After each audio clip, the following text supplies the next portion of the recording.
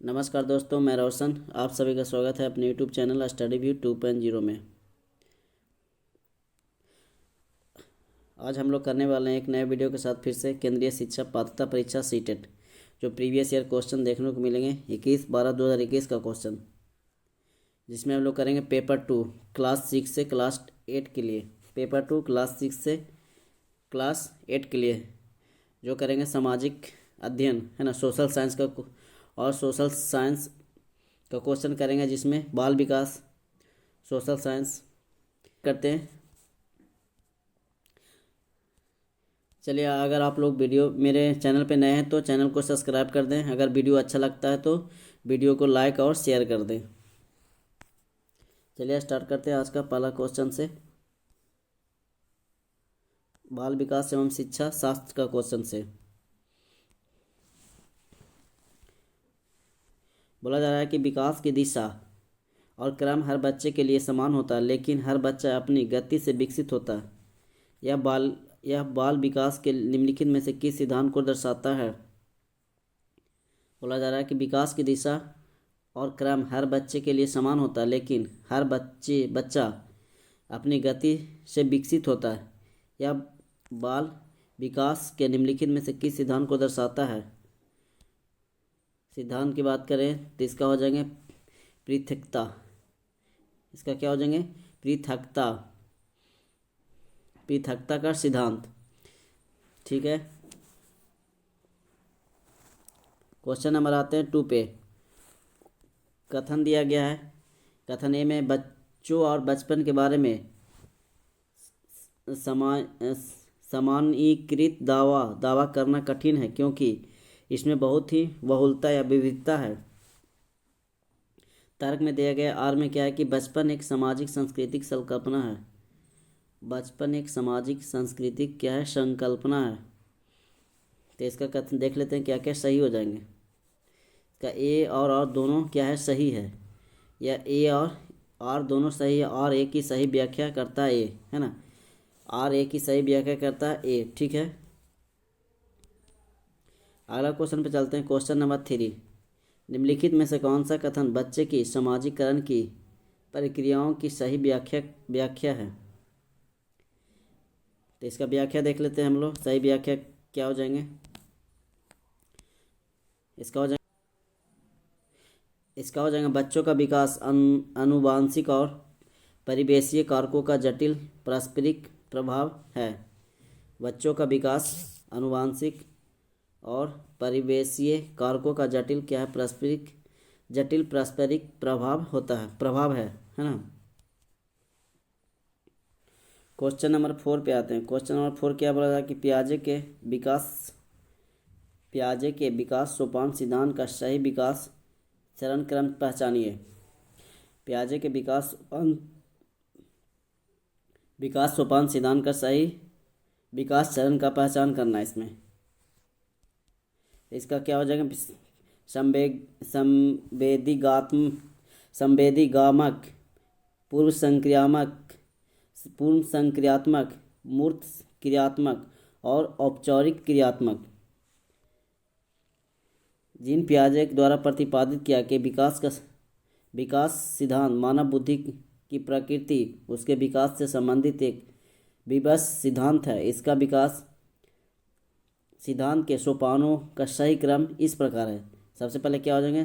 संवेदीगामक, पूर्व संक्रियात्मक, मूर्त क्रियात्मक, औपचारिक क्रियात्मक, है ना। ठीक है,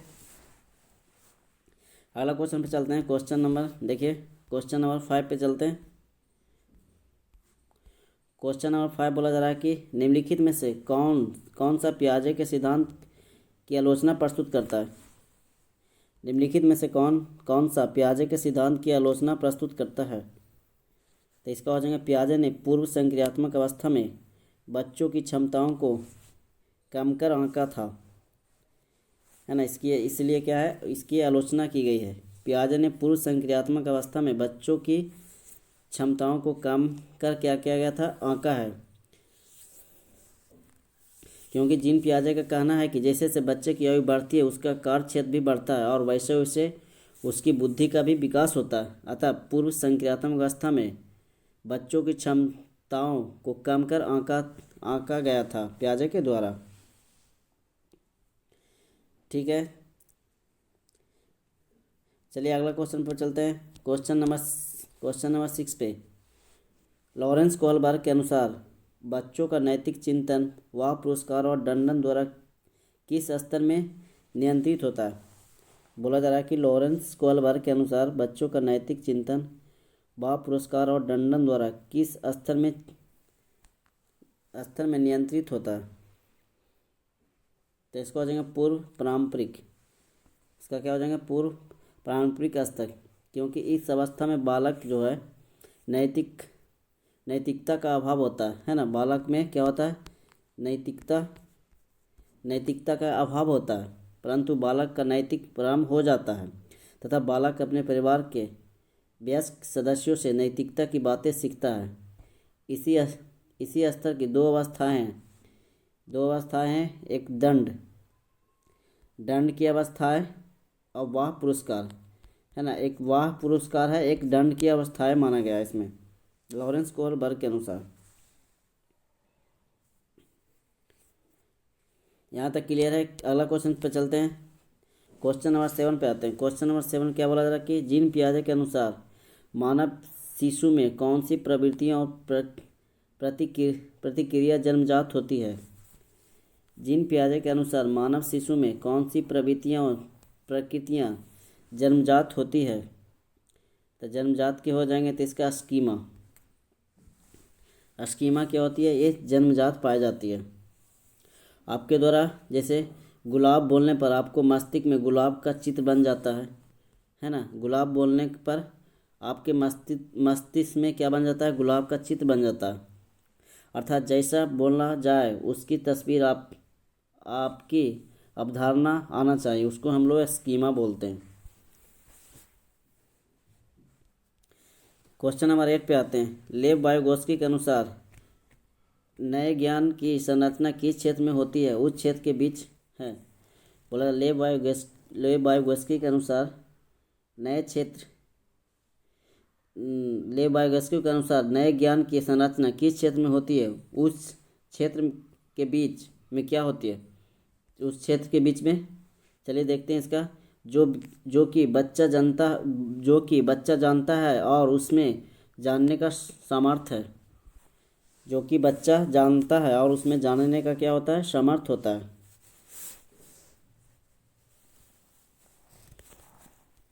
क्वेश्चन नंबर 9 पे चलते हैं। क्वेश्चन नंबर 9 देखिए। कक्षा में एक बच्चा अपने सहपाठियों से इस तरह से व्यवहार करता है और जैसे उसके घर में बर्ताव किया जाता है, यह किसका उदाहरण है। कक्षा में एक बच्चा है जो अपने सहपाठियों से इस तरह का व्यवहार करता है और जैसे उसके घर में बर्ताव किया जाता है, यह किसका उदाहरण माना जाता है। तो इसका हो जाएंगे अवलोकन अधिगम। इसको बोलते हैं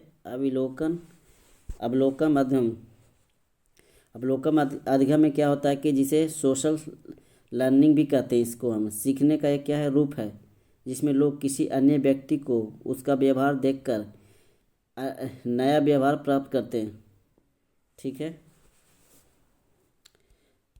यहाँ तक। अगला क्वेश्चन पे आते हैं। क्वेश्चन नंबर 10 को देखिए। क्वेश्चन नंबर 10 में क्या बोला जा रहा है कि एक बालक केंद्रित कक्षा में क्या होना चाहिए।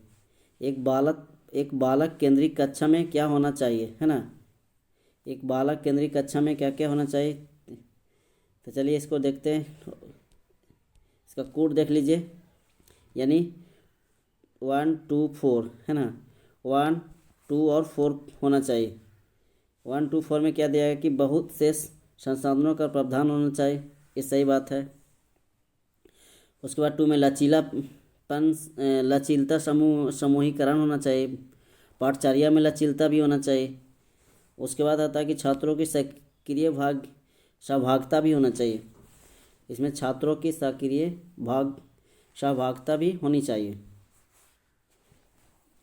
ठीक है, अगला क्वेश्चन पे चलते हैं। Question number 11। हार्वर्ड गार्डनर के सिद्धांत के अनुसार क्या बोला जा रहा है। हार्वर्ड गार्डनर के सिद्धांत के अनुसार देखिए इसका क्या हो जाएगा कि बुद्धि को विविध स्वतंत्र बुद्धियों में विभाजित किया जा सकता है। बुद्धि को विभिन्न स्वतंत्र बुद्धियों में विभाजित किया जा सकता है, जिसमें प्रत्येक का एक क्या होता है, अद्वितीय जैविक आधार होता है। प्रत्येक का एक द्वितीय जैविक आधार होती है, क्योंकि प्रत्येक में अनूठी क्षमताएं होती है ना। प्रत्येक व्यक्ति में क्या होती है, अनूठी क्षमताएं पाई जाती है। क्वेश्चन नंबर 12 पे चलते हैं। किसी शिक्षक को सिखाने का मूल्यांकन सुनिश्चित करने के लिए क्या करना चाहिए? तो इसका हो जाएगा प्रत्येक बच्चे के कार्य विश्लेषण करना और उनके अवबोध में ज्ञान का अंतर करनी चाहिए। प्रत्येक बच्चे के कार्य का विश्लेषण करना और उनके अवबोध में अंतर ज्ञात करनी चाहिए।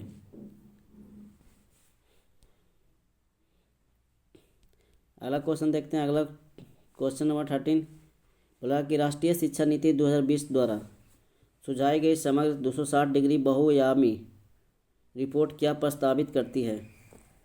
राष्ट्रीय शिक्षा नीति 2020 द्वारा सुझाई गई समग्र 360 डिग्री के द्वारा बहुआयामी रिपोर्ट क्या प्रस्तावित करती है?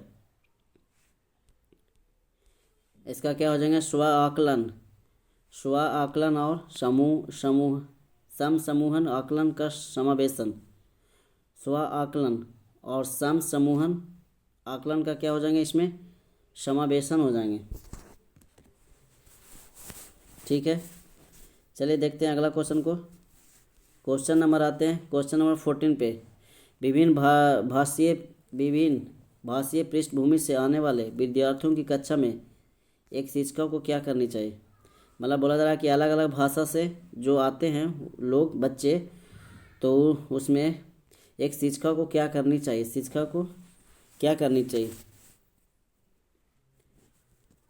चलिए इसको देखते हैं। इसका क्या हो जाएंगे? इसका हो जाएंगे कि कक्षा में सम्मान की संस्कृति पैदा करना, जिसमें विद्यार्थियों को अपनी भाषा और बोली के बारे में बात करने के प्रोत्साहित किया जाए। कक्षा में सम्मान की संस्कृति पैदा करना, जिसमें विद्यार्थियों को अपनी भाषा और बोली के बारे में बात करने के लिए क्या किया जाए? प्रोत्साहित किया जाए। अगला क्वेश्चन पे चलते हैं। Question number 15। एक शिक्षिका अपने कक्षा में जेंडर रूढ़िवादिता में लचीलेपन को कैसे बढ़ावा देगी? एक शिक्षिका अपने कक्षा में जेंडर रूढ़िवादिता में लचीलापन को कैसे बढ़ावा देगी? तो इसका देख लेते हैं। इसका क्या हो जाएगा कि जेंडर व्यक्तियों को गैर रूढ़िवादी भूमिकाओं में प्रस्तुत करके, व्यक्तियों को गैर रूढ़िवादी भूमिकाओं में क्या करके प्रस्तुत करके।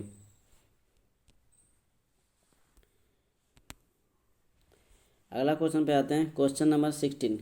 अपनी पीढ़ी से पहली बार स्कूल जाने वाले विद्यार्थियों की शिक्षा के लिए एक शिक्षक को क्या करनी चाहिए? अपनी पीढ़ी से पहली बार स्कूल जाने वाले विद्यार्थियों की शिक्षा के लिए एक शिक्षक को क्या करनी चाहिए? जब कोई बच्चा अपनी पीढ़ी से पहली बार स्कूल जाता है तो इसका मतलब कि बालक के अंदर अधिगम की भावना को जगाने के लिए उनकी संस्कृति का सम्मान करना ही, इसके साथ साथ स्कूल की भाषा एवं सांस्कृतिक परिचय करवाना चाहिए, ताकि वह धीरे धीरे अपने आप उसी स्थिति में क्या हो जाए? अनुकूल होना चाहिए, है ना। उसी स्थिति में क्या होना चाहिए? बच्चे अनुकूल होना चाहिए। तो इनकी संस्कृति का सम्मान करते हुए इन्हें स्कूल की भाषा और संस्कृति में परिचय करवाना चाहिए। क्लियर है यहाँ तक? चलिए अगला क्वेश्चन को देखते हैं। Question number 17। कथन में दिया गया कि ये विविध प्रकार की सामाजिक, आर्थिक और सांस्कृतिक पृष्ठभूमि के विद्यार्थियों की कक्षा में सभी विद्यार्थियों के अधिगात्मक अनुभवों को बढ़ाती है। क्या बोला जा रहा है कथन में? कि विविध प्रकार की सामाजिक, आर्थिक और सांस्कृतिक पृष्ठभूमि, विद्यार्थियों की कक्षा सभी विद्यार्थियों के अधिगात्मक अनुभवों को बढ़ाती है। सही बात है ना। अगला पर देखते हैं। क्वेश्चन नंबर तर्क में क्या बोला जा रहा है कि समावेशन से केवल उन्हीं विद्यार्थियों को लाभ होता है जो दृष्टि बाधित, श्रवण रूप से बाधित या जिन्हें विकार है। समावेशन से बोला जा रहा है कि उन्हीं विद्यार्थियों को लाभ होता है जो दृष्टि बाधित हो, श्रवण रूप से बाधित हो, है ना, और जिन्हें विकार है। तो ये तो गलत हो जाएंगे, है ना, ये तो गलत है। इसका देखते हैं ऑप्शन क्या क्या। पहला सही हो जाएंगे, दूसरा ए सही है, आर गलत है। यहाँ पे ऑप्शन नंबर सी ए सही है, जो आर क्या हो जाएंगे, गलत हो जाएंगे। ठीक है, देख लीजिए इसको एक बार आप लोग। चलिए अगला क्वेश्चन पे आते हैं। क्वेश्चन नंबर 18 को देखिए। क्वेश्चन नंबर 18 में क्या बोला जा रहा है, एक शिक्षिका को उस विद्यार्थी के लिए जो दृष्टि बाधित है के लिए क्या शिक्षा स्तरीय प्रावधान करने चाहिए, है ना। जो दृष्टि बाधित है ना, देखने में क्या है, असक्षम है, तो उसके लिए शिक्षिका को क्या प्रावधान करनी चाहिए। तो मौखिक संकेतों का इस्तेमाल करना चाहिए ताकि उनको कल्पना करने के अवसर मिले। मौखिक संकेतों का क्या करना चाहिए, इस्तेमाल करना चाहिए ताकि उन्हें कल्पना करने के क्या मिले, अवसर मिले।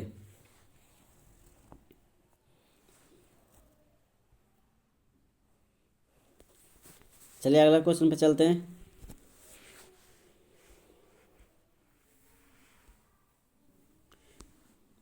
क्वेश्चन नंबर 90, विद्यार्थी जिन्हें अधिगम विकार है के सीखने के लिए निम्न में से कौन सी कक्षा संस्कृति उपयुक्त है। जिसे क्या है, अधिगम विकार है ना, सीखने के लिए निम्नलिखित में से कौन सी सांस्कृतिक कक्षा जो होना चाहिए जो उपयुक्त माना जाएगा। तो इसमें क्या हो जाएगा कि विविध शिक्षा शास्त्रीय पद्धतियाँ अपनाना, विविध शिक्षा शास्त्रीय पद्धतियाँ अपनाना। जो बच्चे में क्या होते हैं, जो विकार हैं। अगला क्वेश्चन पे आते हैं। क्वेश्चन नंबर आते हैं 20। क्वेश्चन नंबर 20 देखिए। प्रतिभाशाली विद्यार्थियों की पहचान कैसी की जा सकती है ना।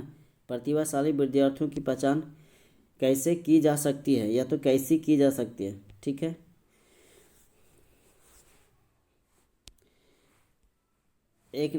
इसका देखिए, इसका क्या हो जाएंगे, ऑप्शन देख लेते हैं। इसका हो जाएंगे कूट, पहले देखते हैं इसका कूट क्या क्या दिया गया है। यानी 1, 3 और 4 सही हो जाएंगे। 1, 3 और 4 हो जाएंगे प्रतिभाशाली विद्यार्थियों के लिए जो सही हो जाएंगे। पहला हो जाएंगे चुनौतीपूर्ण कार्यों के लिए तत्पर द्वारा। ठीक है, उसके बाद मौलिक सोच के द्वारा। फिर अगला हो जाएगा समाधानों की क्षमता द्वारा, समाधानों की क्षमता के द्वारा। क्वेश्चन नंबर 21 में बोला जा रहा है कि निम्न में से अध्यापक द्वारा अपनाई कौन सी तकनीक संरचना शिक्षा अधिगम प्रक्रिया में हानिकारक है। निम्न में से अध्यापक द्वारा अपनाई कौन सी शिक्षा तकनीक संरचनात्मक शिक्षण अधिगम प्रक्रिया में क्या है, हानिकारक है। तो इसका क्या हो जाएंगे कि अच्छा प्रदर्शन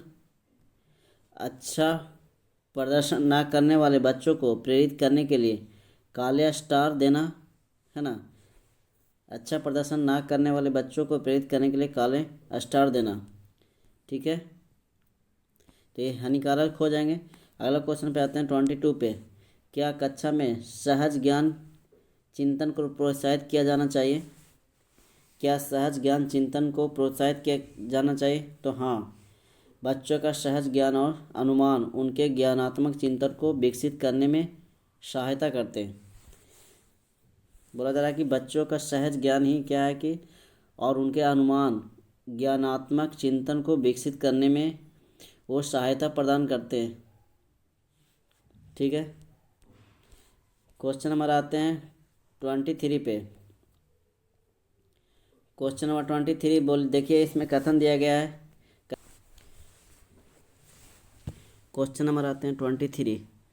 बोला जा रहा है कि दृश्यों के एक संग्रह इस्तेमाल करने और उसके बाद अधिगमकर्ताओं के पूर्व अनुभवों के आधार पर चर्चा करना अधिगमकर्ताओं के में संकल्पनात्मक सक्षम को बढ़ावा देगा।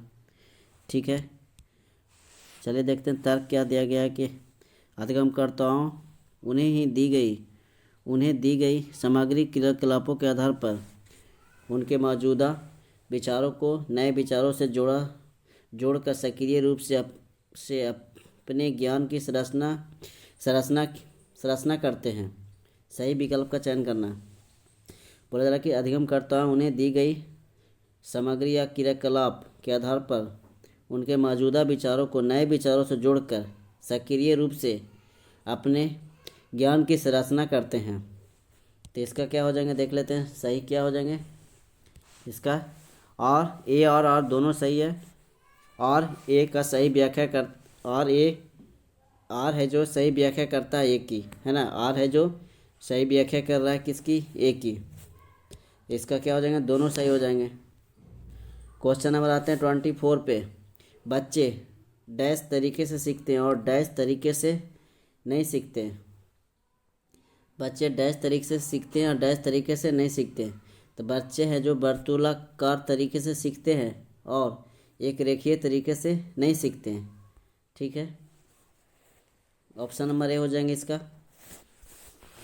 चलिए अगला क्वेश्चन पे चलते हैं। क्वेश्चन नंबर 25 पे।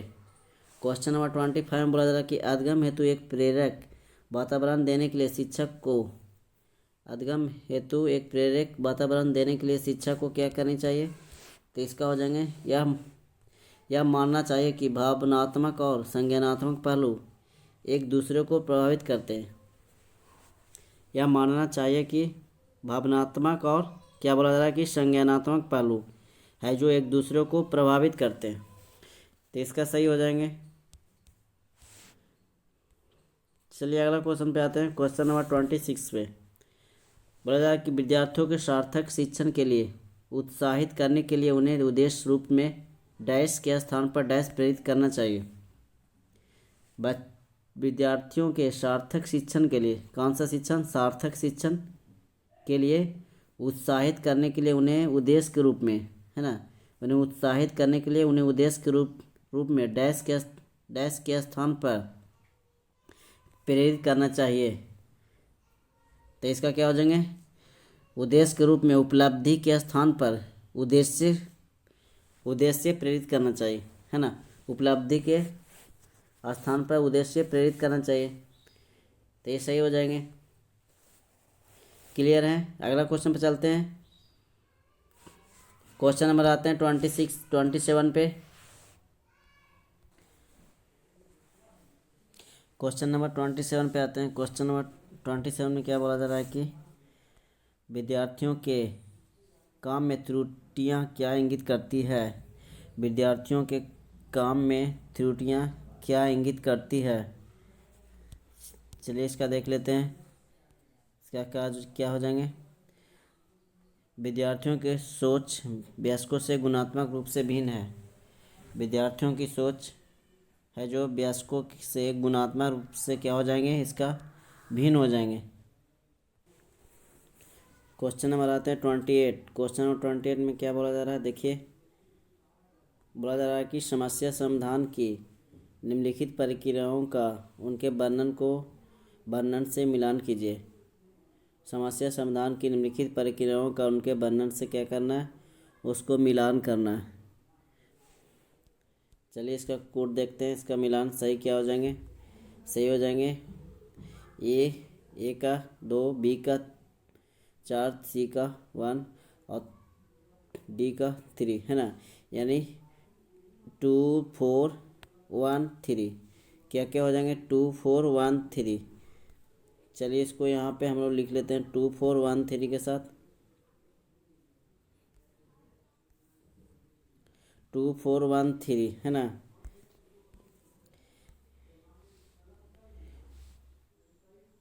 टू 4 1 और 3, 2 4 1 3 में क्या हो जाएंगे? पहला कलन विधि। कलन विधि क्या हो जाएंगे? एक समस्या को हल करने की चरण दर चरण निर्धारित पदानुक्रम विधि। एक समस्या को हल करने की चरण दर चरण निर्धारित पदानुक्रम विधि हो जाएंगे कलन विधि। उसके बाद आ जाते हैं बी में क्या हो जाएंगे? स्वानुभाविक शोध प्रणाली। स्वानुभाविक शोध प्रणाली। तो स्वानुभाविक शोध प्रणाली के इसका क्या हो जाएंगे? इसका हो जाएंगे 4। इसका क्या हो जाएंगे? इसका हो जाएंगे 4। सही उत्तर प्राप्त करने की एक सामान्य नीति। सही उत्तर प्राप्त करने की क्या हो जाएंगे? एक सामान्य नीति हो जाएंगे। सही उत्तर प्राप्त करने की एक सामान्य नीति। चलिए अगला पे चलते हैं। अगला क्या था? C1 था, है ना? तुल्य रूपता। क्या हो जाएंगे? तुल्य रूपता। तुल्य रूपता का क्या होते हैं? इसको मिलान करिए। मिलती जुलती समस्याओं समाधानों को ध्यान में रखना। मिलती जुलती समस्याओं समाधानों को क्या करना? ध्यान में रखना। लास्ट पे चलते हैं। ऑप्शन नंबर डी में क्या दिखा? उपाय अंत विश्लेषण। उपाय अंत विश्लेषण का क्या हो जाएंगे? इसका हो जाएंगे एक समस्या को उप लक्ष्यों में विभाजित करना और फिर प्रत्येक उप लक्ष्यों को हल करना। एक समस्या को उप लक्ष्यों में विभाजित करना और फिर प्रत्येक उप लक्ष्यों को हल करना। अगला क्वेश्चन चलते हैं। क्वेश्चन नंबर आते हैं 29 पे। अधिगम व्यक्तिगत और पर्यावरण कारकों से महत्वपूर्ण रूप से प्रभावित होता है। इस संदर्भ में निम्नलिखित में से कौन सा कथन है जो सही है? अधिगम व्यक्तिगत और पर्यावरण कारकों से प्रभावित होता है। तो क्या बोला जा रहा है कि महत्वपूर्ण रूप से प्रभावित होता है। इस संदर्भ में निम्नलिखित में से कौन सा कथन सही पूछा जा रहा है? सही कथन का चयन करना है कि अभिरुचि और अभिवृत्ति दोनों व्यक्तिगत कारक है। अभिरुचि और अभिवृत्ति है जो दोनों है जो व्यक्तिगत कारक हो जाएंगे। क्वेश्चन नंबर आते हैं 30। एक सामाजिक संरचनावादी परिप्रेक्ष्य में अधिगम एवं ज्ञान। एक सामाजिक रचनावादी परिप्रेक्ष्य में अधिगम एवं ज्ञान क्या हो जाएंगे? तो इसका हो जाएंगे शिक्षिका की मदद से विद्यार्थियों द्वारा संरक्षित होता है। शिक्षिका की मदद से विद्यार्थियों के द्वारा संरचित होता है। ठीक है। अगला क्वेश्चन को देखिए। क्वेश्चन नंबर आते हैं 31। क्वेश्चन नंबर 31 यहाँ से सामाजिक अध्ययन क्वेश्चन देखने को मिलेंगे। बोला जा रहा है कि ज्येष्ठाधिकार का क्या अर्थ है? ज्येष्ठाधिकार का क्या अर्थ होता है? तो इसका होता है ज्येष्ठ पुत्र अपने पिता के राज्यों का उत्तराधिकारी होता है। वो होता है जो ज्येष्ठ पुत्र जो अपने पिता के राज्यों का उत्तराधिकारी होता है। अगला पर चलते हैं 32 पे। ईस्ट इंडिया द्वारा कब्जे में लिए गए प्रांतों का निम्नलिखित में से सही क्रम का चयन करना है। ईस्ट इंडिया द्वारा कब्जे में लिए गए प्रांतों का क्या करना है? सही क्रम का कथन का चयन करना। तो इसका क्या हो जाएगा? सबसे पहले विंध्य का दक्षिण, उसके बाद अभी अफगानिस्तान, उसके बाद सिंध, उसके बाद क्या हो जाएंगे? पंजाब हो जाएंगे। विंध्य का दक्षिण, अफगानिस्तान, सिंध और क्या हो जाएंगे? पंजाब। क्वेश्चन नंबर आते हैं 33। उपयुक्त विकल्प का चयन करते हुए निम्नलिखित का सुमेलित कीजिए। उपयुक्त विकल्प का चयन करते हुए क्या करना है? निम्नलिखित का सुमेलित करना। एक तरफ कॉलम 1 है का दिया गया, कॉलम खा दिया गया, है ना? एक तरफ कॉलम का है, एक तरफ कॉलम खा दिया गया। चलिए इसको ऑप्शन पर देखते हैं। इसका क्या दिया गया ऑप्शन? फर्स्ट नंबर होंगे 4 2 3 1।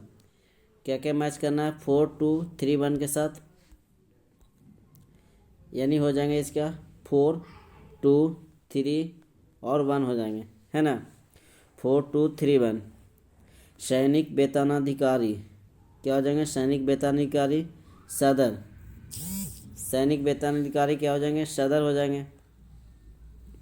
उसके बाद बात करते हैं धार्मिक प्रश्रम के प्रशासनिक। धार्मिक प्रश्रम के प्रशासनिक फौजदार, इसका क्या हो जाएंगे? फौजदार।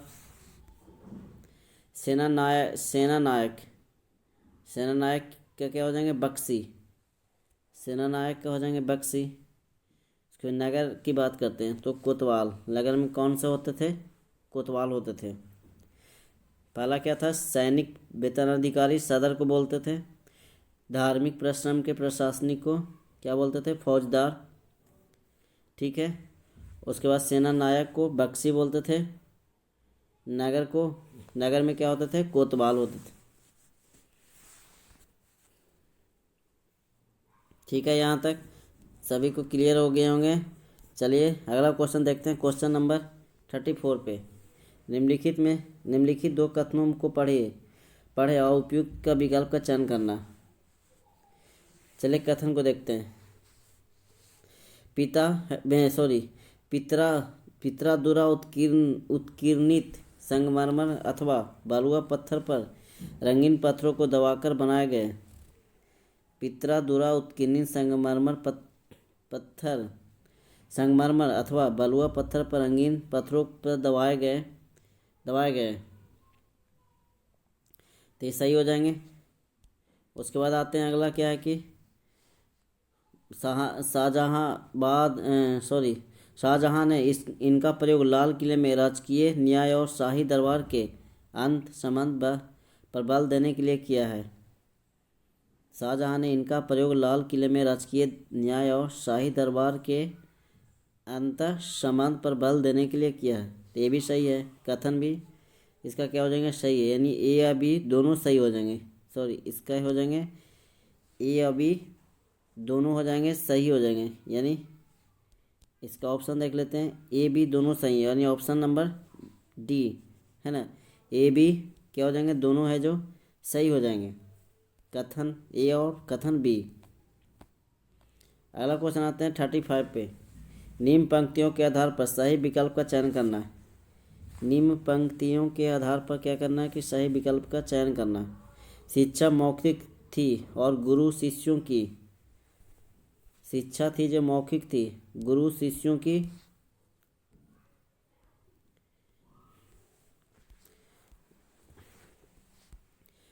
शिष्यों की आवश्यकताओं के अनुसार निर्धारित करते थे कि क्या पढ़ना है।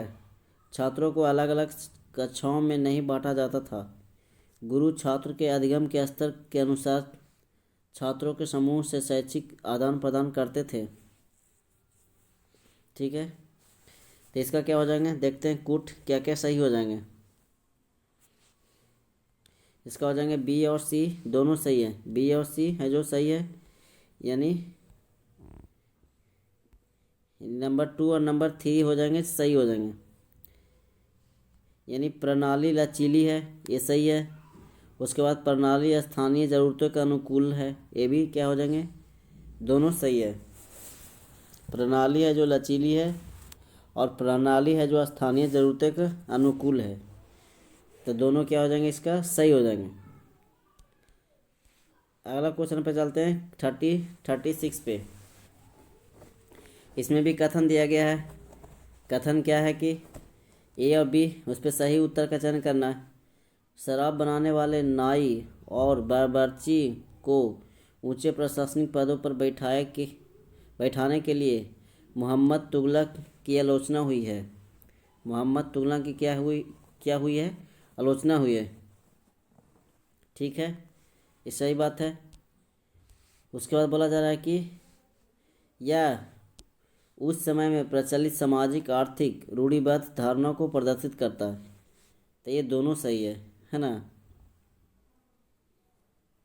ये दोनों क्या हो जाएंगे? जो सही हो जाएंगे। तो इसका ऑप्शन देख लेते हैं क्या हो जाएंगे। यानी ए और बी दोनों सही है, तथा बी है जो सही अनुमान है ए का। बी है जो सही अनुमान है किसका? ए का।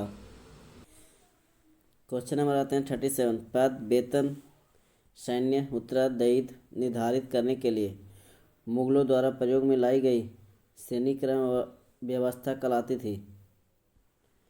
पद, वेतन, सैन्य उत्तरदायित्व निर्धारित करने के लिए मुगलों द्वारा प्रयोग में लाई गई श्रेणी क्रम व्यवस्था कहलाती थी। तो इसका क्या हो जाएंगे? मनसबदारी व्यवस्था, इसको बोलते थे मनसबदारी व्यवस्था, जो 1576 में है ना, 1576 में मुग़ल सम्राट अकबर ने इसे क्या किया था? प्रारंभ किया था। मनसबदारी व्यवस्था को वेतन, पद, सैन्य उत्तरदायित्व निर्धारित, ये सारी चीज़ें। क्वेश्चन नंबर आते हैं 38 पे। निम्नलिखित वक्तव्यों में से ए और बी पर विचार कीजिए, सही विकल्प का चयन करने। वक्तव्य ए में दिया गया कि ब्रिटिश शासनकाल के दौरान भारतीय गांवों की ज़्यादातर भट्टियां अनुपयोगी हो गई, है ना। बोला जा रहा है कि इसमें कि ब्रिटिश शासन के काल के दौरान जिसमें भारतीय गांवों की ज़्यादातर भट्टियां क्या हो गई थी? अनुपयोगी हो गई थी। तो ये सही बात है। उसके बाद आते हैं वक्तव्य बी 2 में, इसका एक कारण औपनिवेशिक सरकार द्वारा जंगल का नया नियम लागू करना। तो ये भी क्या हो जाएंगे? सही हो जाएंगे, है ना, ये भी सही है। इसमें क्या हो जाएंगे? इसका ऑप्शन देख लेते हैं। इसका ऑप्शन क्या हो जाते हैं? यानी ए और बी दोनों सही है, और है जो बी ए की व्याख्या करता है, बी सही व्याख्या करता है ए की, है ना। दोनों सही है और बी सही व्याख्या करता है ए की, ठीक है। अगला क्वेश्चन पे आते हैं, क्वेश्चन नंबर 39 पे। महात्मा गांधी ने शिक्षा में कारीगरी सीखने पर जोर दिया, क्योंकि महात्मा गांधी ने शिक्षा में कारीगरी सीखने पर जोर दिया क्योंकि, चलिए इसका कोड देखते हैं। इसका कोड क्या हो जाएंगे? सही सी और डी सही हो जाएंगे। यानी महात्मा गांधी या बच्चों की पूरी तरह से स्वतंत्र बनाएगा। क्या बोला जा रहा है? कि इसमें बच्चों को पूरी तरह से स्वतंत्र बनाएगा, ठीक है। उसके बाद आते हैं कि यह गरिमा और आत्मसम्मान को वृद्धि की ओर ले जाएगा, है ना। तो इसलिए सी और डी क्या हो जाएंगे? ये सही हो जाएंगे। अगला क्वेश्चन आते हैं, गुलामगिरी नामक पुस्तक की लेखक कौन है? गुलामगिरी नामक पुस्तक की लेखक कौन है? तो ज्योतिषमा फूले। इसका क्या हो जाएंगे? ज्योतिषमा फूले, जो कब 1873 ईस्वी में 1873 में लिखी गई थी पुस्तक।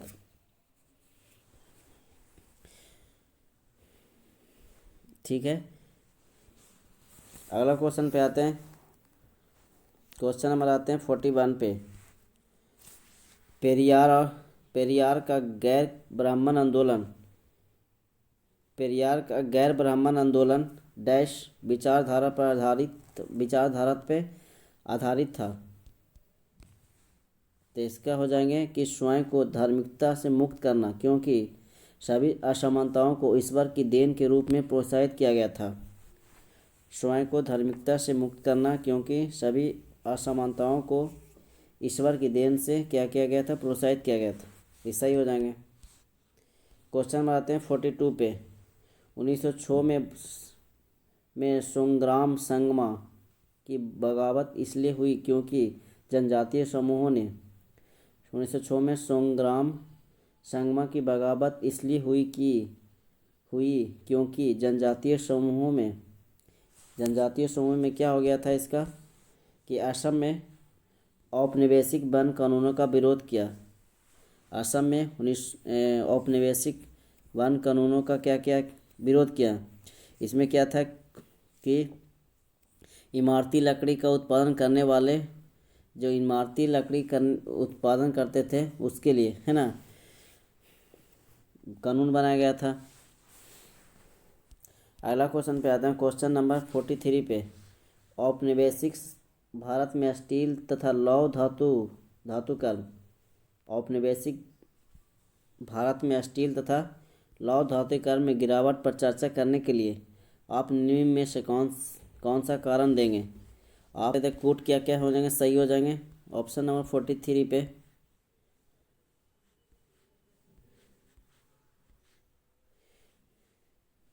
इसका इसका सही हो जाएंगे, यानी ए और बी दोनों, है ना, ए और बी दोनों सही हो जाएंगे।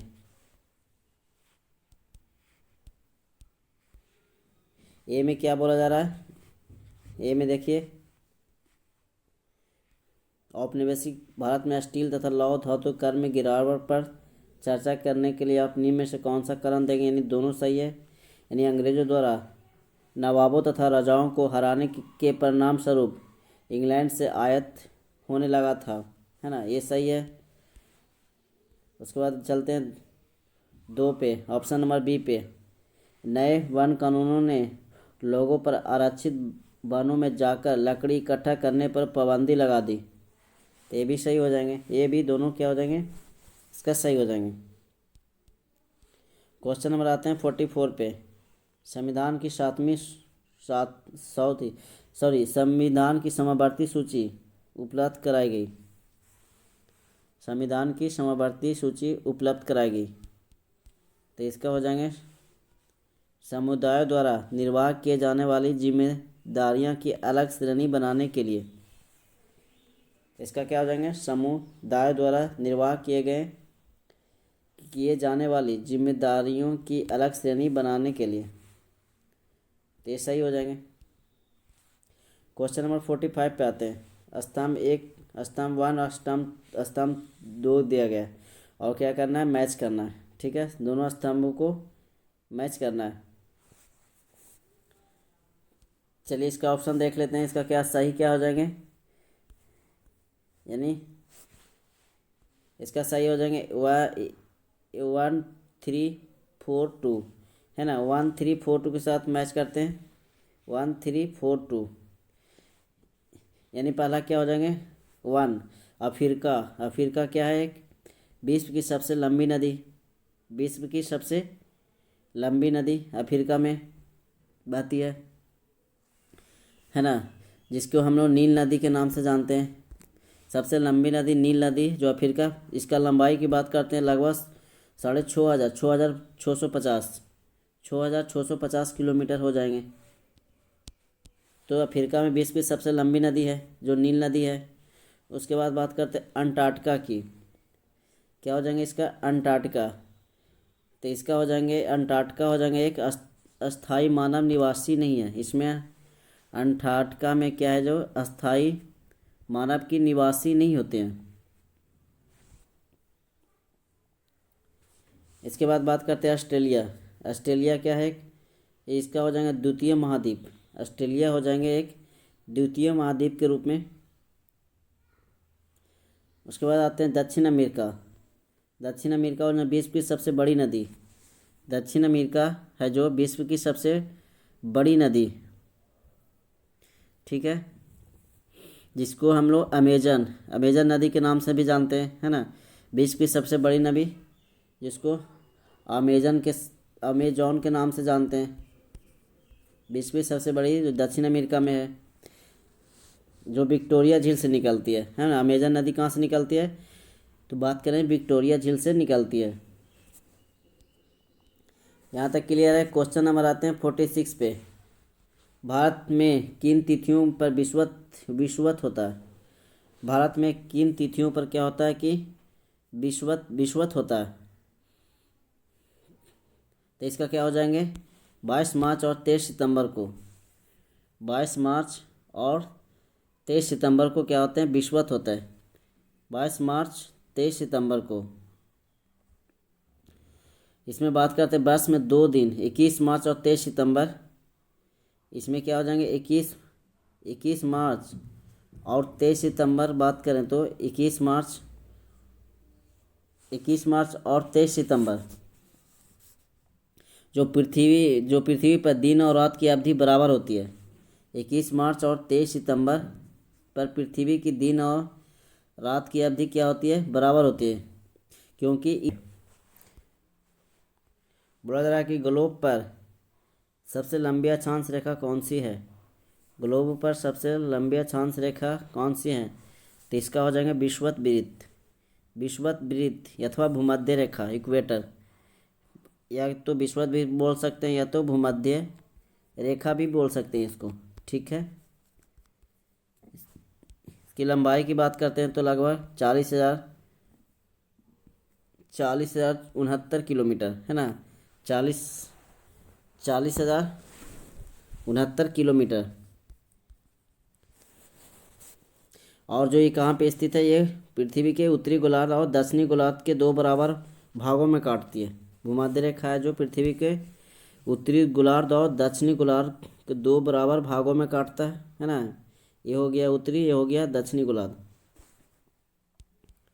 क्वेश्चन नंबर आते हैं 48 पे।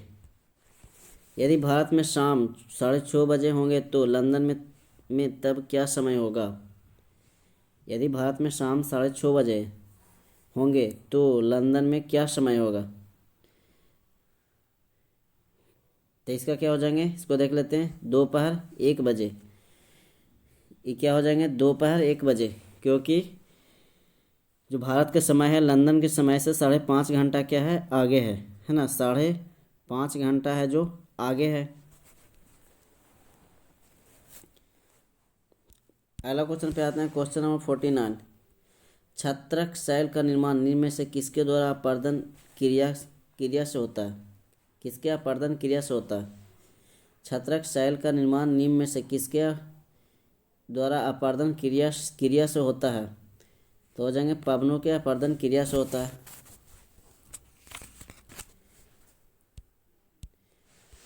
अगला क्वेश्चन देखिए, क्वेश्चन नंबर 50। निम्नलिखित कथनों में से कौन भारतीय प्रायद्वीपीय पठार के संदर्भ में सही है। प्रायद्वीपीय के पठार के संबंध में क्या बोला जा रहा है, भारतीय प्रायद्वीपीय पठार के संदर्भ में सही है। तो सही क्या क्या हो जाएंगे, इसका ऑप्शन देख लेते हैं।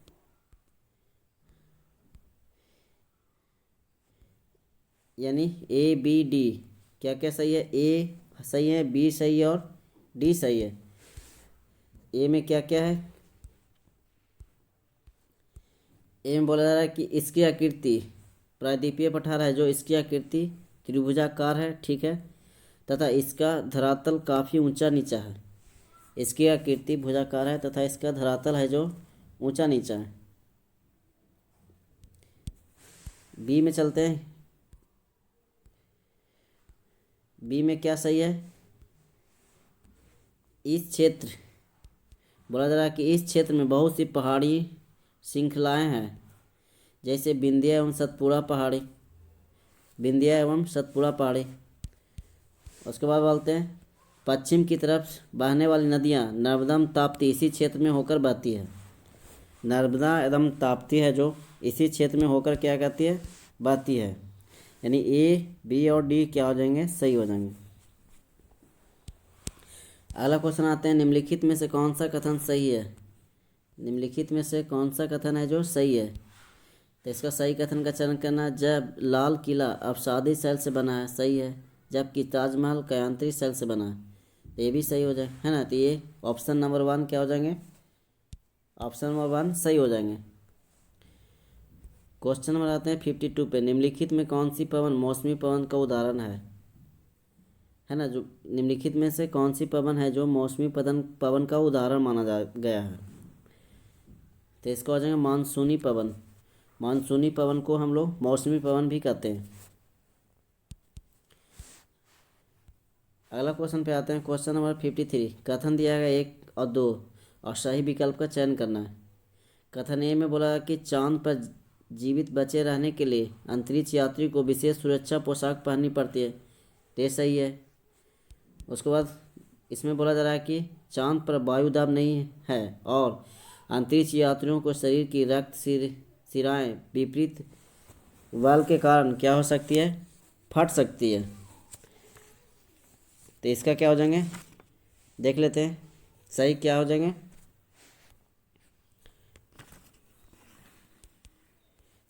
यानी दोनों सही है ना।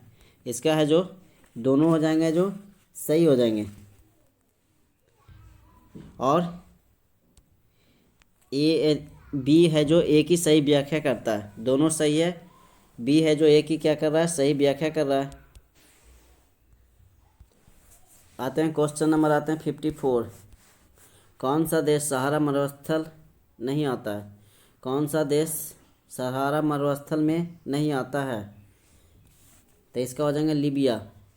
बाकी ट्यूनीशिया, दक्षिणी सूडान और माली, ये सारे सहारा मरुस्थल में आते हैं। बाकी लीबिया है जो सहारा मरुस्थल में नहीं आते।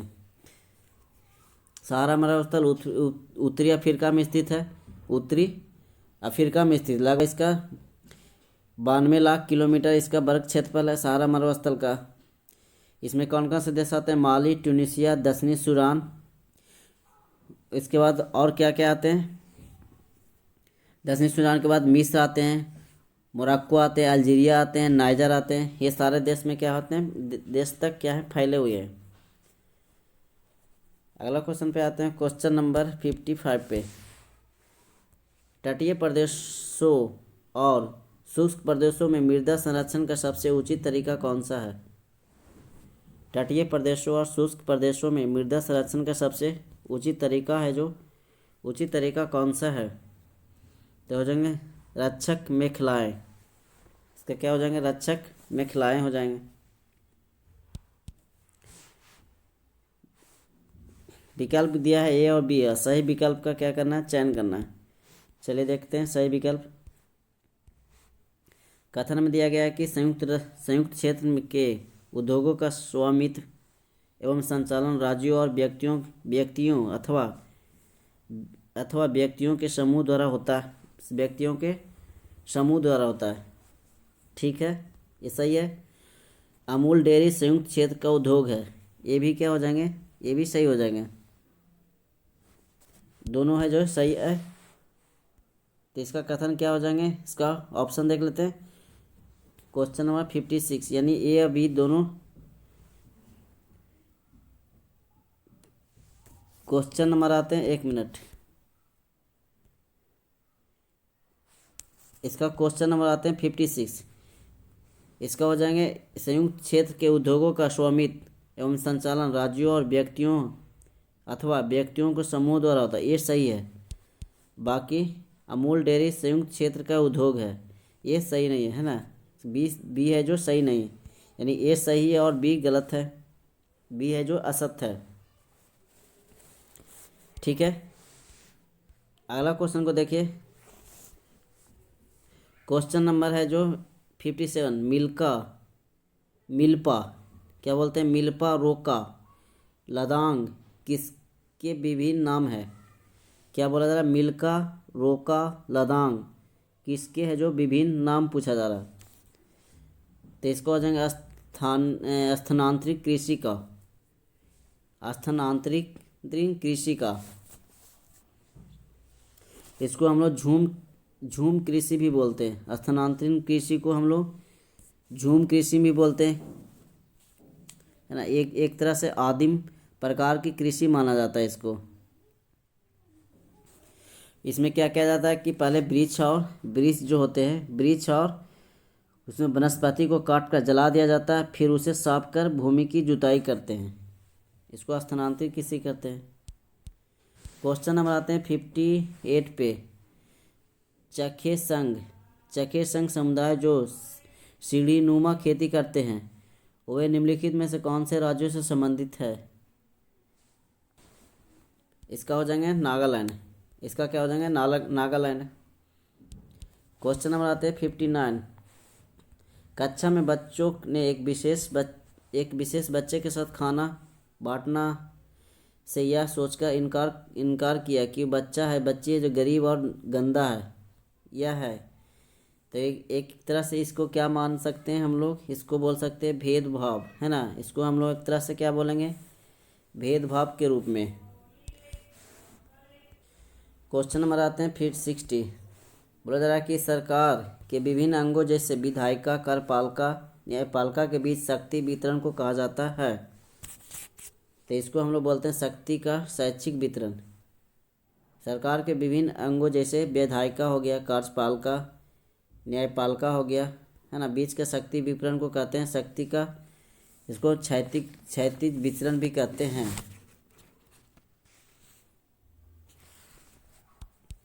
अगला क्वेश्चन को देखते हैं 61।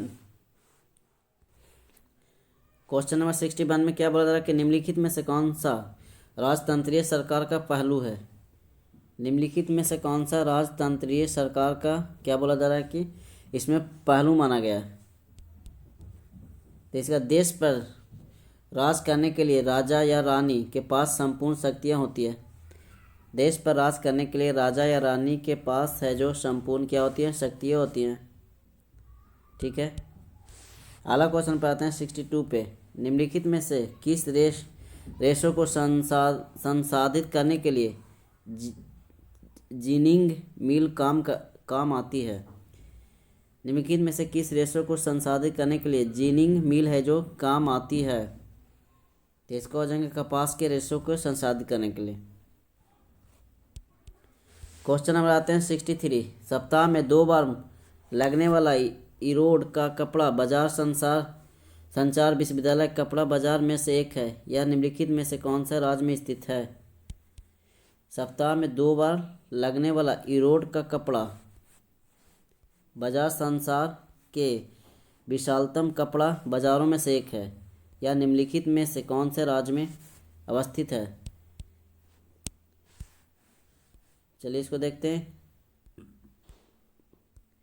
तो इसका हो जाएंगे तमिलनाडु। इसका क्या हो जाएंगे? तमिलनाडु में क्या है, अवस्थित है। क्वेश्चन नंबर आते हैं 64। निम्नलिखित में से कौन सा राज्यों के बीच कावेरी जल विवाद है? निम्नलिखित में से कौन सा राज्यों के बीच कावेरी जल विवाद है? तो इसका हो जाएगा कर्नाटक और तमिलनाडु। क्या क्या हो जाएंगे? कर्नाटक और तमिलनाडु के बीच। ठीक है, 65 पे आते हैं। पाक्षिक समाचार पत्र खर लहरिया जो महिलाओं को एक समूह द्वारा संचालित किया जाता है, वह उत्तर प्रदेश के कौन से क्षेत्र से प्रारंभ हुआ है? तो इसका हो जाएगा चित्रकूट। पाक्षिक समाचार पत्र खर लहरिया जो महिलाओं को एक समूह द्वारा संचालित किया जाता है, वह उत्तर प्रदेश के कौन से क्षेत्र से प्रारंभ हुआ? तो हो जाएंगे चित्रकूट से। अगला क्वेश्चन को देखिए। क्वेश्चन नंबर आते हैं 66। एक 12 साल का बच्चा है जो कांच यानी ग्लास बनाने के लिए कारखाने में काम करता है, तो इस स्थिति में किस मौलिक अधिकार का हनन हुआ है? तो इसमें शोषण के विरुद्ध अधिकार। इसका क्या हो जाएंगे? इसका हो जाएंगे शोषण के विरुद्ध अधिकार का हनन हो रहा है। ठीक है, अगला क्वेश्चन को देखते हैं। क्वेश्चन नंबर 67 पे। भारतीय संविधान के संबंध में निम्नलिखित कथनों पर ध्यान दीजिए तथा सही विकल्प का चयन करना है। कथन ए में क्या दिया गया है कि भारतीय राज्य धार्मिक क्रियाकलापों में हस्तक्षेप सुनिश्चित करता है और सभी धर्मों को भावनाओं को समान करता है, तो ये सही है। बी में क्या है कि भारतीय संविधान में ऐसा कोई ही प्रावधान नहीं है जो सांस्कृतिक और भाषाई अल्पसंख्यकों को शिक्षा के अधिकार भाषाई आधार पर शिक्षा को अधिकार प्राप्त करता है। तो इसका सही क्या हो जाएगा? ए सही है, बट है जो बी है जो गलत है ना। ए सही है और बी है जो इसका कथन गलत हो जाएंगे। अगला क्वेश्चन पे आते हैं। क्वेश्चन नंबर देखिए 68 पे।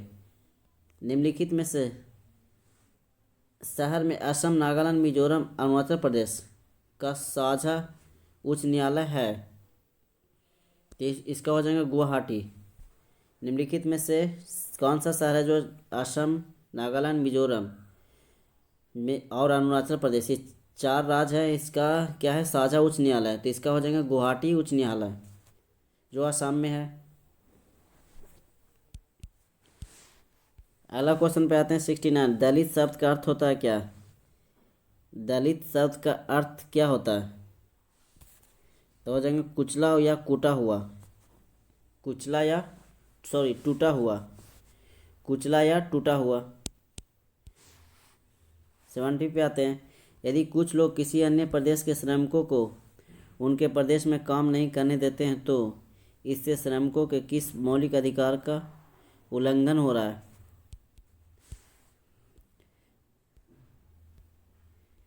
तो इसका क्या हो जाएंगे, स्वतंत्रता का अधिकार। इसका स्वतंत्रता का अधिकार का क्या हो रहा है, मौलिक अधिकार का उल्लंघन हो रहा है। अगला क्वेश्चन आते हैं 71 पे। सामाजिक विज्ञान की पाठचर्या में इतिहास एक महत्वपूर्ण भूमिका निभाता है। निम्नलिखित में से इतिहास की प्रकृति के विषय में कौन सा कथन सही है। चलिए इसको कूट देख लेते हैं। केवल एक है जो सही हो जाएंगे, केवल एक है सही हो जाएंगे। इसमें बोला जा रहा है कि ऐतिहासिक घटनाएं निरंतर और सुसंगत होती है, ये सही है। ऐतिहासिक बल ना तो रेखीय होते हैं और न ही चक्रीय होते हैं, और ये सही नहीं है। अगला क्वेश्चन आता है 72 पे। बृहद सामान्यीकरण तथा मानवीय दशाओं की व्याख्या करने वाले सार्वभौमिक सिद्धांतों की प्रयोज्यता पर प्रश्न भूगोल के किस उपागम के अंतर्गत उठाए गए हैं। तो इसका हो जाएंगे आधुनिकतावाद। क्या हो जाएंगे, आधुनिकतावाद पे। अगला क्वेश्चन को देखिए। सामाजिक विज्ञान के पाठ के लिए उद्देश्यों को सूचीबद्ध करते समय निम्नलिखित को ध्यान में रखना आवश्यक है। इसका कोड देख लेते हैं क्या क्या सही हो जाएंगे। ए, डी और सी सही हो जाएंगे, है ना। यानी ए, सी, डी सही हो जाएंगे। ए, सी और डी। ए में क्या है कि वांछिक शैक्षिक को स्पष्ट करें, वांछिक शैक्षिक को स्पष्ट करें। उसके बाद सी में इस तरह के उल्लेखित होने चाहिए जिसमें विभ्रम ना करे, इस तरह के उल्लेखित होने चाहिए जिसमें विभ्रम ना रहे। डी में क्या बोला जा रहा है कि अध्यापक की भूमिका को स्पष्ट करें, अध्यापक की भूमिका को क्या करना है, स्पष्ट करना है। क्वेश्चन नंबर आते हैं 74 पे। प्रारंभिक स्तर पर सामाजिक विज्ञान के अध्ययन में ग्लोब का प्रयोग करने में कौन सी दक्षता कौशल में बढ़ोतरी होती है। प्रारंभिक स्तर पर सामाजिक विज्ञान के अध्ययन में ग्लोब का प्रयोग करने से कौन सी दक्षता कौशल में क्या होती है, बढ़ोतरी होती है। तो इसका हो जाएंगे स्थानिक। इसका क्या हो जाएंगे, स्थानिक। 75 पे आते हैं। बोला जा रहा है कि निम्नलिखित में से कौन सा अभिव्यक्त या प्रच्छन्न के संबंध में सत्य है। अभिव्यक्त और प्रच्छन्न के संबंध में बोला जा रहा है कि सत्य है। तो इसका क्या हो जाएंगे, इसका हो जाएंगे समूह के कार्य पर कार्य करते हुए छात्रों में जिम्मेदारी की भावना का विकास होना। समूह पर कार्य करते हुए छात्रों में जिम्मेदारी की भावना का विकास होना। 76 पे आते हैं। 76 में क्या बोला जा रहा है कि क्या युद्ध को रोका जा सकता है विषय पर शिक्षिका के 3 सप्ताह के शिक्षण अध्ययन का आयोजन किया। इसके दौरान वह युद्ध की रोकथाम के मनोविज्ञान, वित्तीय तर्कों, राजनीतिक व्यवस्थाओं पर चर्चा कर सकती है। शिक्षिका निम्न पद्धति को अपना रही है, शिक्षिका है जो निम्न पद्धति को अपना रही है। तो एकीकृत पद्धति, इसको बोलते हैं एकीकृत पद्धति को अपना रही है। 77 को देखिए। 77 में बोला जा रहा है कि निम्नलिखित में से कौन सा उदाहरण वायु प्रदूषण की अवधारणा के विकास के लिए उपयुक्त नहीं है।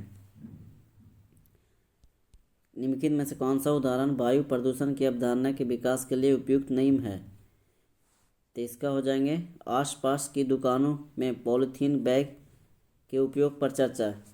इसका सही उत्तर क्या हो जाएंगे, आसपास की दुकानों में पॉलीथीन बैग के उपयोग में चर्चा।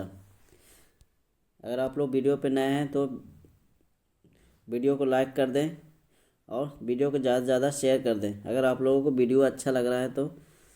ठीक है। क्वेश्चन नंबर आते हैं 78। सहारा रेगिस्तान पर परियोजना के तौर पर निम्नलिखित में से कौन सी गतिविधि की आप योजना बनाएं। ठीक है, बनाएंगे।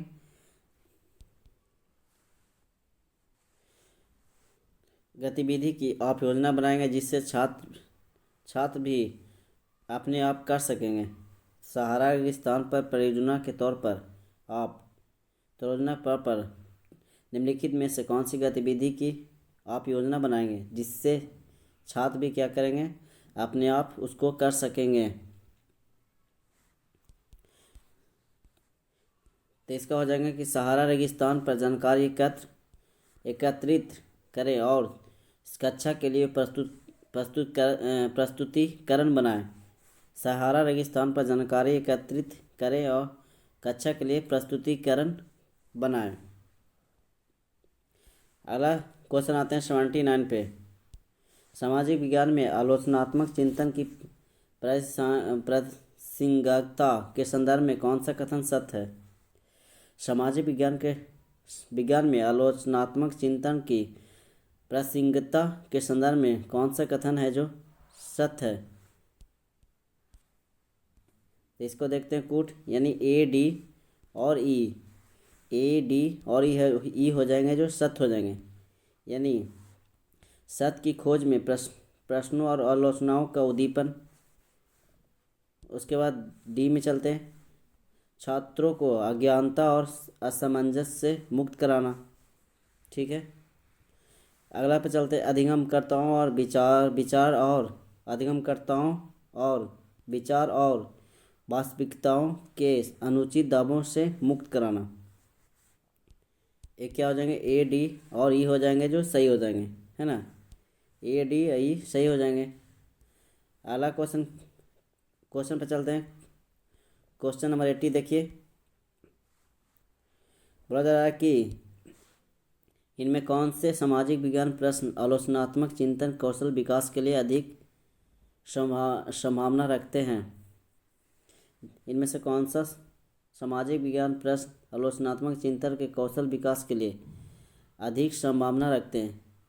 चलिए इसका कूट देख लेते हैं। कूट में क्या क्या सही हो जाएंगे? ए डी और ई। इसमें भी क्या हो जाएंगे? ए और डी ई हो जाएंगे जो सही हो जाएंगे। आप क्या सोचते हैं, आपके गांव, कस्बे और नगर में हास्यकृत समूह कौन से है? चर्चा करें। ये सही है। उसके बाद आते हैं डी नंबर में। बोला जा रहा है कि कल्पना करें कि आप मार्को पोलो हैं। चीन से पत्र लिखते हुए छपाई की उस दुनिया का वर्णन करें जो आपने देखी है, जो आपने वहाँ क्या है देखी है। उसके बाद आते हैं, मुगल और अंग्रेजी शासन में जमींदारी की भूमिका का परीक्षण करें। मुगल और अंग्रेजी शासन में जमींदारी की भूमिका का परीक्षण करें। ठीक है। इसका हो जाएंगे ए डी और ई। अगला क्वेश्चन चलते हैं 81 पे। किसी क्षेत्रीय दौरे की योजना से संबंधित कथन नीचे दिए गए इस कथनों का सही क्रम क्या हो जाएंगे? चलिए इसको कथन को देखते हैं हम लोग क्या होगा। यानी सबसे पहले की बात करते हैं तो इसका क्या हो जाएंगे? ए सी बी डी, है ना। फर्स्ट नंबर में ए, सेकंड में सी, थर्ड में बी और फोर्थ में डी हो जाएंगे। यानी ए सी बी डी। तो ये फर्स्ट हो जाएंगे। यात्रा के विषय पर चर्चा करने के लिए पाठ तैयार। ठीक है, ये हो जाएंगे। उसके बाद सेकंड नंबर में क्या हो जाएंगे? सेकंड नंबर में सी हो जाएंगे, यानी विद्यार्थियों के लिए एक प्रारंभिक निर्देश पुस्तक तैयार करना। ये सेकंड हो जाएंगे। उसके बाद थर्ड में हो जाएंगे एक यात्रा कार्यक्रम अनुसूचित तैयार करना, जिसमें आगाम प्रस्थान के समय स्नान गृह, ठहराव और भोजन के उचित स्थान इत्यादि सम्मिलित हो। नंबर 3 पे हो जाएंगे। उसके बाद हो जाएंगे फोर्थ में क्या आ जाएंगे? यात्रा की समाप्ति के बाद चर्चा का आयोजन करना चाहिए। तो ये क्या हो जाएंगे? सही हो जाएंगे। 82 पे आते हैं। निम्नलिखित में से किस समस्या का सामाजिक विज्ञान के शिक्षक को ज़्यादातर सामना करना पड़ता है? सामाजिक विज्ञान के शिक्षक को ज़्यादातर सामना करना पड़ता है। चलिए इसको देखते हैं। इसका क्या हो जाएंगे कि वरिष्ठ उद्देश्य, जो कि शिक्षण को याद रखना ज्ञान के अधिगम स्तर तक सीमित करते हैं। ठीक है, तो ये सही हो जाएंगे। क्वेश्चन नंबर आते हैं 83 पे। कथन दिया गया ए बी दोनों को सही विकल्प का चयन करना। वक्तव्य में क्या है कि यदि विद्यार्थियों को कक्षा में ही सामाजिक विज्ञान की संकल्पनाओं को समझने के लिए गहन वास्तविक सूचनाओं दी जाती है तो अपनी सराहना करते हैं। यदि विद्यार्थियों को कक्षा में ही सामाजिक विज्ञान की संकल्पनाओं को समझने के लिए गहन और वास्तविक सूचनाओं दी जाती है तो वे अपने आप सराहना करते हैं। कथन ए है। कथन दो में चलते हैं। कथन ए है ना, कथन दो में देखते हैं हम लोग। कथन दो में क्या है कि किसी भी संस्था की घटना और घटना का कार्यशैली को विवेचित रूप से देखते समय यह महत्वपूर्ण हो जाता है कि सकारात्मक उदाहरण भी दिए जाएं, नहीं तो इसका नकारात्मक प्रभाव विद्यार्थियों के कोमल दिमाग पर पड़ सकता है। तो इसका सही क्या हो जाएंगे? ए सही है ना, ए सही है, बट बी क्या हो जाएंगे? जो गलत है। ए सही है, बी गलत हो जाएंगे। इसका सही आंसर हो जाएंगे option number B. Question number 84 पे आते हैं। कक्षा में चलचित्र या फिल्म के किसी भाग को दिखाते समय निम्नलिखित में से कौन सा प्रश्न सबसे कम विचारणीय है? तो इसका हो जाएंगे उत्तर, इसका उत्तर क्या हो जाएंगे? ऑप्शन नंबर डी सही। क्या यह परीक्षा में सफलता प्राप्त करने के लिए पर्याप्त सामग्री उपलब्ध करा रहा है? क्या यह परीक्षा में सफलता प्राप्त करने के लिए पर्याप्त सामग्री है जो उपलब्ध करा रहा है? तो इसका सही नहीं हो जाएंगे, है ना। अगला क्वेश्चन पे आते हैं 85 पे। विद्यार्थियों में व्यक्तिगत भूगोल की समझ के विकास में सबसे प्रभावशाली क्रियाकलाप कौन सा है? सबसे प्रभावी क्रियाकलाप कौन सा है व्यक्तिगत भूगोल की समझ के विकास में? तो इसका हो जाएंगे विद्यार्थियों को विद्यालय के बगीचों स्वामित्व देना और उन्हें उनकी मर्जी से गतिविधि करने की अनुमति देना। तो हो जाएंगे सबसे सही। इसका ऑप्शन नंबर सी सही उत्तर। चलिए 86 पे आते हैं। निम्नलिखित में से कौन से सामाजिक विज्ञान के मूल्यांकन का उद्देश्य होना चाहिए? सामाजिक विज्ञान के मूल्यांकन का उद्देश्य होना चाहिए। तो इसका कोड देख लेते हैं, यानी ए बी सी डी सभी सही है। ए बी सी डी है ना। प्रत्येक विद्यार्थी की आवश्यकताओं और अधिगम शैली को ज्ञात करना। उसके बाद सेकंड में बोला जा रहा है भिन्न में शिक्षण अधिगम प्रक्रिया की प्रभावकारिता को बढ़ाना। ये भी सही है। उसके बाद आइए सहपाठी मूल्यांकन और स्व मूल्यांकन के प्रक्रिया में शिक्षार्थियों को सम्मिलित करना। ये भी सही हो जाएंगे। ऑप्शन नंबर डी आते हैं योग्यता के आधार पर छात्रों को पहचानना और पृथक करना। योग्यता के आधार पर छात्रों को पहचानना और पृथक करना सामाजिक विज्ञान के मूल्यांकन का उद्देश्य। ठीक है, तो ऑप्शन नंबर इसका क्या था? Option number C. ठीक है, अगला क्वेश्चन को देखिए। क्वेश्चन नंबर 87 पे सामाजिक विज्ञान की पाठ में सामाजिक विज्ञान के बोला जा रहा है कि सामाजिक विज्ञान की पाठ्य पुस्तक में उपरांत दिए गए प्रश्नों का उद्देश्य है। फर्स्ट में इसका क्या हो जाएंगे? ए और बी सही है ना। इसमें ए और बी है जो सही हो जाएंगे। ए और बी यानी दोनों, यानी अध्यापक में दिए गए मुख्य विचार अवधारणाओं को पुनः पाठन। उसके बाद अगला है बी में क्या है कि अपने शब्दों में उत्तर देने का अवसर प्रदान करना। ये भी सही है। अगला आता है 88 पे संज्ञानात्मक क्षेत्र के निर्देशात्मक उद्देश्य को लिखने के संदर्भ में कौन सा कथन सही प्रकार का लिखा गया है? तो इसका हो जाएंगे, देखिए इसका जल चक्र की प्रक्रियाओं को विद्यार्थी अपने शब्दों में समझ सकेंगे। जल चक्र की प्रक्रियाओं को विद्यार्थी अपने शब्दों में समझ सकेंगे। सही है। अगला आते हैं 89 पे कौशल अर्जन के निर्धारण को निम्नलिखित के द्वारा सर्वश्रेष्ठ तरीके से किया जा सकता है। सर्वश्रेष्ठ तरीके से किया जा सकता है तो इसका हो जाएंगे, इसको देखिए बी और सी। ऑप्शन नंबर सही उत्तर बी और सी, यानी कक्षा और व्यक्ति अवलोकन। ठीक है, उसके बाद सी में क्या है, उस परिस्थिति में प्रदर्शन जिसमें कौशल के प्रयोग की आवश्यकता होती है, तो ये भी सही हो जाएंगे। अगला आता है क्वेश्चन नंबर 90। शिक्षक द्वारा शिक्षक अधिगम की योजना बनाते हुए निम्न में से मूल्यांकन की कौन सी रूपरेखा को विविध अधिगम परिस्थितियों को एकत्रित अधिगम के प्रमाण तथा नियमन और समयोजित प्रतिपुष्टि की जरूरत होती है।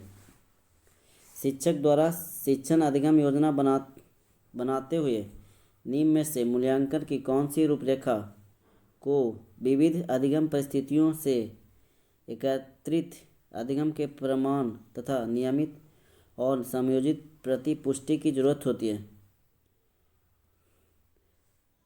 तो इसको देखते हैं, इसका क्या हो जाएंगे ऑप्शन, इसका ऑप्शन नंबर सी हो जाएंगे, है ना। ऑप्शन नंबर सी यानी बी और ई सही हो जाएंगे। अधिगम के लिए आकलन, अधिगम के लिए क्या हो जाएंगे, आकलन। उसके बाद क्या हो जाएंगे, ई में रचनात्मक आकलन।